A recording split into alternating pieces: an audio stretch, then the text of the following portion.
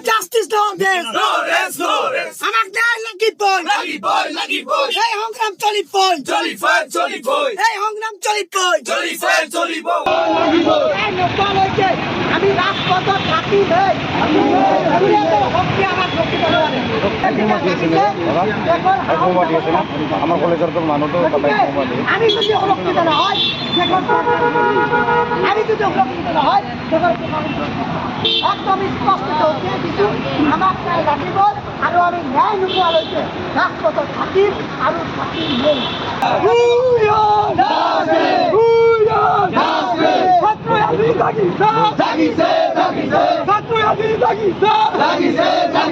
আমার সংগ্রাম চলিছে আমার সংগ্রাম চলিছে এই দুই চলিছে এই দুই চলিছে ছাত্র মুক্তি জিন্দাবাদ ছাত্র মুক্তি জিন্দাবাদ আমার দাবি ন্যায্য দাবি আমার দাবি মানিল আসলতে ঘটনাটা হয়েছে যে গোৱালপাৰা মহাবিদ্যালয়ত ৰাজনৈতিক বিস্তাৰ হয়েছে না গল্প কলেজ কিন্তু নবাগত আদৰণি সভা আছিল যদি নবাগত আদৰণি সভা আছিলে তেনেহ'লে নবাগত আদৰণি জনাৰ পৰিৱৰ্তে তেওঁলোকে ৰাজনৈতিক মিটিং কেলে পাতিছিল আৰু এতিয়া এটা কোশ্চিন হ'ল যে কোনো ৰেপিষ্টৰ ধৰ্ম আছে নে নাই ৰেপিষ্টৰ ধৰ্ম আছে যোনটো ধৰ্মৰে হওক ৰেপিষ্ট তেওঁ ধৰ্ষণকাৰী যিয়ে ভুক্তভোগী তেওঁ ভুক্তভোগী লাগিলে তেওঁ হিন্দু হওক লাগিলে তেওঁ মুছলমান হওক ছাত্ৰ মুক্তি সংগ্ৰাম সমিতি সদায় তেওঁৰ কাষত থাকিব নে নাই গতিকে কালিৰ ঘটনাটোক যিসকলে হিন্দু মুছলমানৰ ৰাজনীতি কৰিব বিচাৰিছে তেখেতক আমি ইয়াৰ পৰা স্পষ্টভাৱে কৈ দিব বিচাৰিছোঁ যে গোৱালপাৰা মহাবিদ্যালয়ত কোনো ধৰণৰ ৰাজনৈতিক আপোনালোকে ইচ্ছু নানিব